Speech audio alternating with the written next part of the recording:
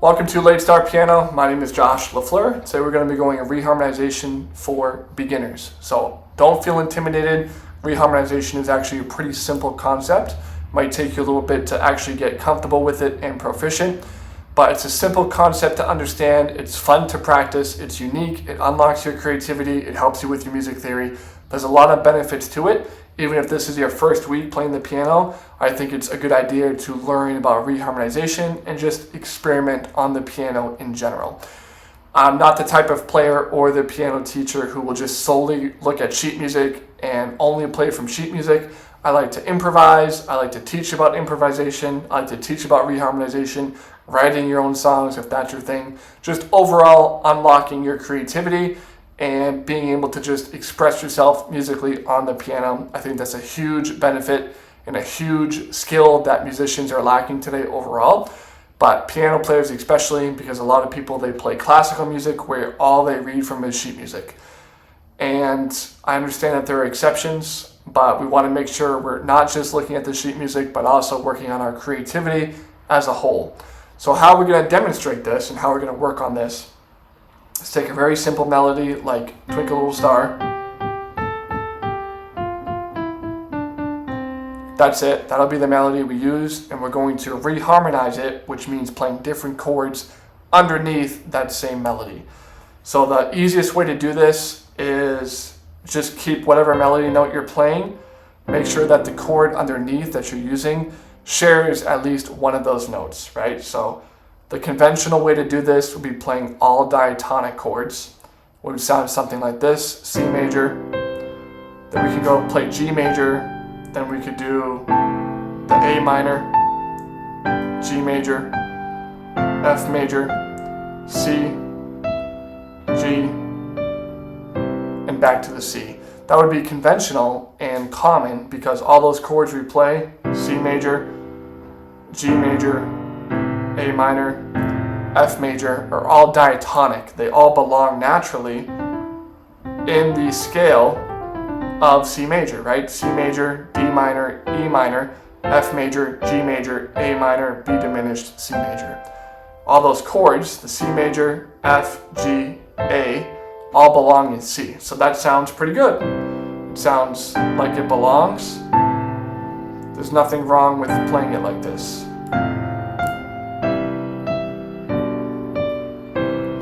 What can be cool and where the creativity comes out is if we can reharmonize this. And again, all that means is we change the chords underneath. Melody is going to stay the exact same, still with Twinkle Little Star, but we're going to change the chords that our left hand is playing underneath, okay? So we can start off with that C major. Then when we go to G major, we could keep it because C major has a G in it. So we could keep it like that. That's kind of boring though, so let's change it up. Let's do C major instead of going to G major like we did the first time, and you can hear that. What other chords have a G major? Well, one chord would be E flat major, E, G, B flat. That's one example. Another example could be E minor. E minor, E, G, B, also has a G in it, right? So we could do C major, we could do G major, we could do E flat major, we could do E minor. We have a lot of different options that we can do just to play that G. And you can kind of do this and work on this the best way that you see fit and whatever you like. You know, you can keep track of the chords that you like, ones that work, ones that don't really work, and go from there. So let's just say we did E flat major. Now the next note is an F. So of course, we can just play that F, and that sounds kind of cool already. That sounds pretty good, but we can also change this chord, right? C major, or the F major, is diatonic to C major. So we can also do that instead. We can also reharmonize that as well.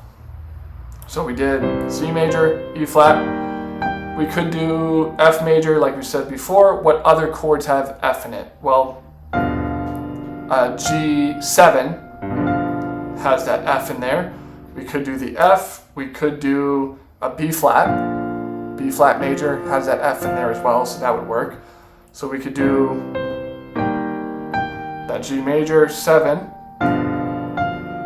We could also do it the B flat. And any other chord that you can think of that has an F that would belong naturally in that F, okay? So those are some examples. So I kind of like the B flat. So now we have the reharmonization. We had C, E flat major, then we had the B flat. It's just an inversion. Now our next note is E. So let's keep that simple. Let's just go to C major. Then we have the D. So what notes or what chords have a D in it? Well, D minor, G, we could use the G, we could use the D minor, we could use B flat again, because that also has a D in it. We could use any one of those. Any one of those would be good options. So from the top, I like to start from the beginning each time so that you can hear the full picture and see what works. Because if you do it out of context sometimes, like if I was just to jump to that F, it might sound good, but in relation to the other chords, it might not sound as good. So the whole thing, then we did E flat, then we did the B flat, then C, then we could do D minor. And that sounds pretty good. Already, even though that's Twinkle Little Star, it sounds a lot more interesting and it sounds a lot more unique, and I think it just sounds cooler. It doesn't sound as boring. Remember, we started with this.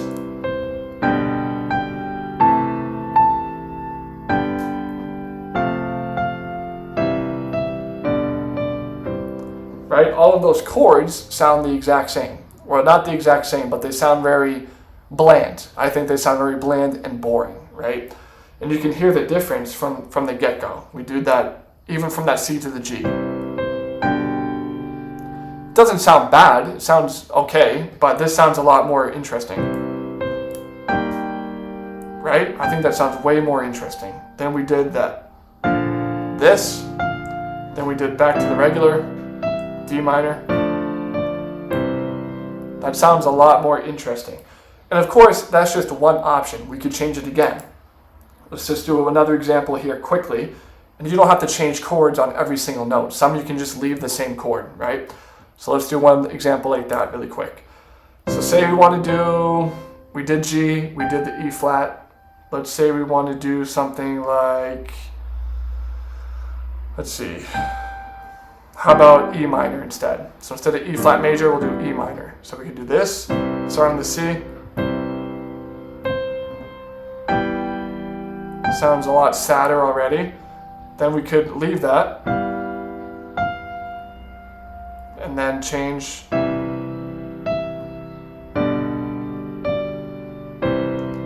So that sounds a lot different. We didn't change his chords as many times either. So we did this.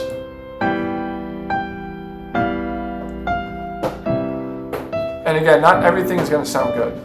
Like when we played that, we just kept the E minor on the F. This doesn't sound that good to me. So you can change it. You can do something else. Say we want to do E minor here, but then maybe we'll just do the conventional F major and try to leave that. Now that sounds a little bit better. And then go down to G and then C. So that sounds pretty good. E minor, then we did F, leave it on the F, G, C. And that one, we just kept that F twice, right? So it doesn't have to be something you think about. If it sounds bad, then just change it. Go back and change the chord until you find something that you like. But this is what reharmonization is. It's really going to help you, again, with your creativity. It's going to help you learn your chords and just overall become creative, because you have to know what chords contain what notes, right? And that's the easiest way to do this. In theory, you could do something like B flat. And even though the B flat doesn't have a G in it, B flat is just B, D, F. If you add in the sixth, B, D, F, and G, now it does, and it does work. We can do that.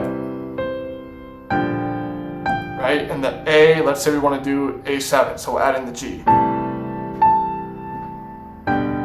You can do stuff like that. You can use extended chords and even chords that don't share a note, right? Like say we did, and then up to the G, we just played a regular A minor. That sounds pretty good, and that works in this case because this is really a A minor 7. But to be safe, especially if you're a beginner, if you're new to this, just have whatever melody note you're playing, have that match the chord down below. So I hope all of that helps. Any questions, of course, let me know in the description below. I do have a free PDF, which is on my website. It's on the link down below. It's 34 essential tips for the brand new piano player to help you play piano as fast as humanly possible. We go over music theory, we go over some practice strategies, and we go over learning different songs as well. And I am also offering lessons via Zoom. You can get started with those by sending me an email. Link to that is down below. With all that said, again, my name is Josh LaFleur with Late Start Piano, and have a great rest of your day.